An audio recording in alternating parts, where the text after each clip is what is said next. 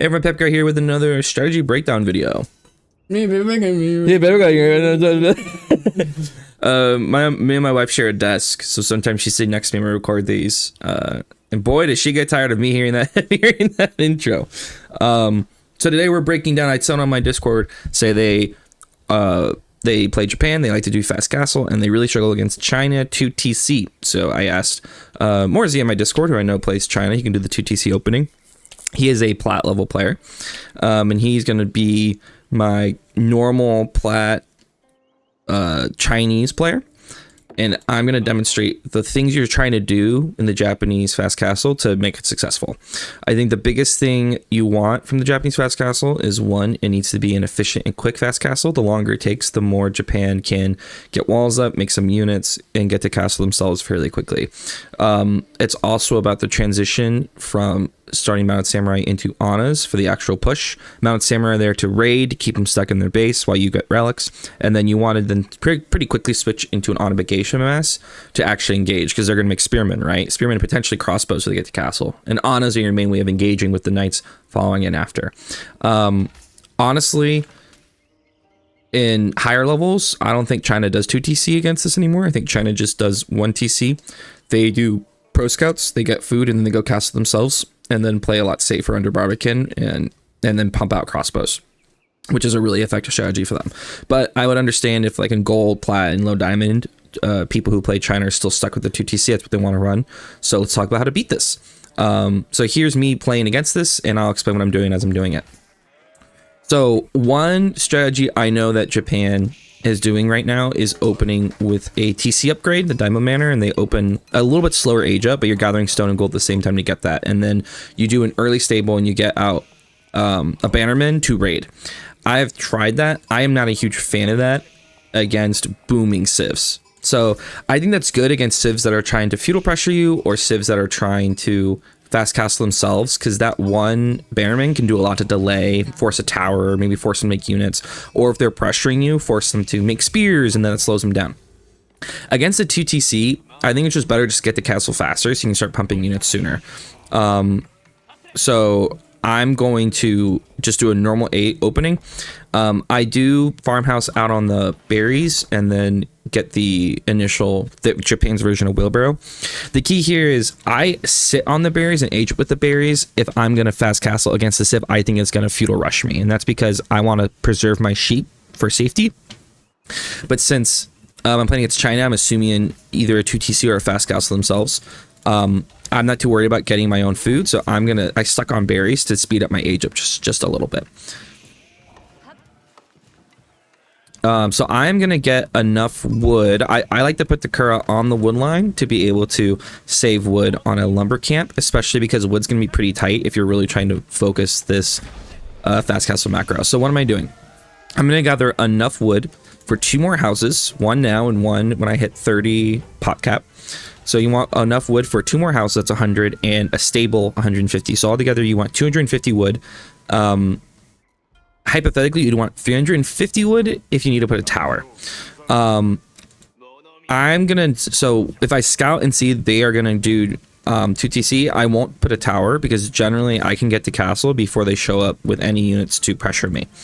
If they're doing units or they're opening units, then you do want to drop a tower, which means you need to gather 450 wood, which is possible. You have 3 woods around your TC, each 150, so that's 450 wood. So you can actually get the exact amount of wood you need just from the straggler trees, which is why the Kura on the wood line is really important. So you don't need, so that it becomes your wood line, that becomes your lumber camp when you go to wood after you age up. So you get the wood needed and from your 3 straggler trees, and it's really important that you don't kill any of these straggler trees on accident with like a house or the Kura or something like that. So I see the age up. I see that he's coming out the Barbican over here. This Barbican is an interesting one. Oftentimes, I think Chinese players can play it 2 ways. They're either trying to secure a farther away resource, or they're trying to secure a pocket of safety. So I think the problem is that their resources are pretty split. I think the only other place I could imagine a Barbican going that'd been okay is here. This Barbican would protect gold, berries, and this wood line. It could also have gone here, which protects this berries, gold, gold. This is fine, but the problem is that I can push him away from deer, and then I'm able to attack directly. But I also understand the purpose of it, which is I'm trying to get these deer here, and that's my way of getting through. Not an amazing spawn for this Chinese player, keep in mind, but the barbican is usually used to, in my mind, often secure at least a good food source. But knowing that I'm probably fast casting, he wants to create like a safe pocket. This, I think, was a little bit of a mistake by the Chinese player, but that's great for you as the fast castle player. If the farther away the barbican, the easier it is to raid their actual base, because the barbican's not there shooting on your knights. So what I'm going to do is I'm just going to push the deer away. I think he wants to try to have the deer right next to the barbican, so I'm just going to push those bad boys away. You do that just by running your scout towards them and then shooting them, and then I leave. So now I have my plan in mind. When you're getting ready to age up, the question you're asking yourself is, where is the opening for me to raid? And that's what your early scouting is doing. Where are going to be his other food sources where he might run villagers out to? Where's his gold? Where's his wood line? Identifying those resources so you know where your knights are going to go. As the Kura drops farms, I'm sending my villagers out to it. I'm getting no other upgrades. I'm just rushing castle. And notice I got 350 wood. And stopped where I got 380, a little bit extra, and then everything's on food and gold at this point, because I'm trying to speed up my age up as fast as possible. I pre-dropped my stable. I'm still walking around. I see that he has gotten his stone for his second TC. China usually drops a second TC right next to each other. Now these TCs from China can be a little dangerous because they do have the cannon emplacement, a hand cannon placement, which does pretty well against stone. It gets heavy units. So oftentimes Chinese players will try to wall up before you age up so that they can buy some time from your raids. If possible, it's really effective to try to use your scout to delay the wall, either destroying a piece that just started for the instant destroy of the wall, or just putting your scout in a location and pressing V to stop. If you have the food while you're aging up, you can make a horseman if you think you can actually delay the wall. So I see that the wall is being built. That's why I pre-built my stable so that I can make this one horseman and see if I can get there in time to actually stop their wall, or at least force them to build more of it and delay these villagers even more. So you notice I've stepped here, I've clicked V to stand ground. He can't finish the wall, now he's trying to build around it. I'm trying to delay it. Chinese villagers build really fast, so he does get it up, but I will get a vill kill from that, which is good. So my age up hits. I age up with 8. You want to get it up quickly, but if you age up with too many villagers, you won't be able to make anything once you age up. Generally what I do is I take the 8, I age up with the floating gate, and they're going to go to wood. And those are the only 8 that'll stay on wood for a while. What are they doing? I need to create a Shinto shrine, and then I need to create a barracks, as well as continuously add houses. So my goal is Shinto shrine and then barracks. The first priest is going to drop the Yurashiro in the stable, and then you're just going to queue up a bunch of knights.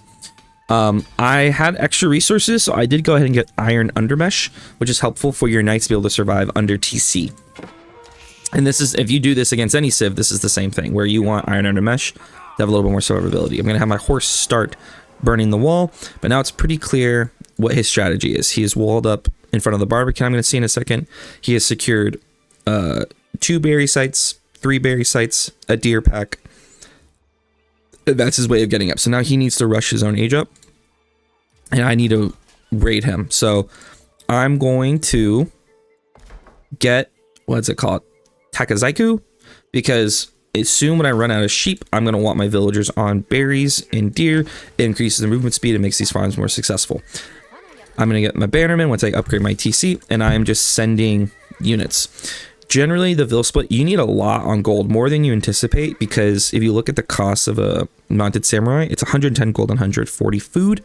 So you actually do need a significant amount of villagers on gold to continuously produce them with the Yurashiro, because the Yurashiro increases the production speed by 150%. So it's really key that you have a lot of villagers on gold, almost the same amount of villagers on food as gold, until you start bringing in relics. Once you bring in 3, 4, 5 relics, then things get better. So that first Shinto priest should go to the farthest relic because he's boxed in right now. Remember, this is 2 TC. If the opponent was more feudal aggressive, I would probably try to get the closest one or sneak one where he isn't looking, or just save the priest till I push him back. So I'm just burning the wall. I'm picking this side of the wall because it's the farthest away from the TC. And he's going to start making spears. Now, here's the thing to consider. spears, yes, they technically counter cavalry, but if they're feudal spears, they actually won't do amazing against knights until they get massed. So generally, for feudal spears to do well against unmounted samurai, I think it takes at least 3 to 4 spears per knight. Now, the Chinese player could do that. They could mass these very, very quickly. And I think where you probably lose this is if you're using only 1 or 2 mounted samurai in group and then they surround you. If they walk out like Morzy did with a few spears, kill the spears. Like, actually attack them, fight them, because you want to make sure he never builds up that spear mass. And then you need to keep your mass alive as much as possible. You are not losing knights. If one gets hurt, run it back to base, and then when your priest comes back with a relic, have him heal the knight, because you want to be building this knight mass for the actual push. And losing knights here and there to spearmen isn't helpful. So I actually just keep them together. Whenever his spears show up, I just run away. And my goal here is to actually make him produce a lot of spears. So what have I built? I have now built I'm building my Shinto shrine. I actually built my barracks first, which is fine. So in fact, I would even suggest building the barracks. So I said earlier, shrine then barracks. I'd actually do barracks and shrine. If your priest gets back and you haven't built the shrine yet, have him drop the relic off near, then go grab another relic. The reason you want to build the barracks first is that you don't want the next priest to pop out and not have a place to drop the Yoroshiro, because the Yoroshiro should go in the barracks. Why? With the Yoroshiro in the barracks, your Anas now produce an Ana every 6 seconds. That's very, very fast. And you can produce them very quickly. Why do Anas and Knights go so well together? Anas and Knights are such a perfect combination. They counter each other's weaknesses. So if he makes a lot of spears, Anas just cut through spears. If he makes crossbows, Anas do well against crossbows, which allow your knights to then take on the opposite. So if you allow spears, you engage with Anas and then have the knights jump on the spears or go to the back line and raid. If it's mass crossbows like men at arms, then knights fight the men at arms and the Anas go onto the crossbows.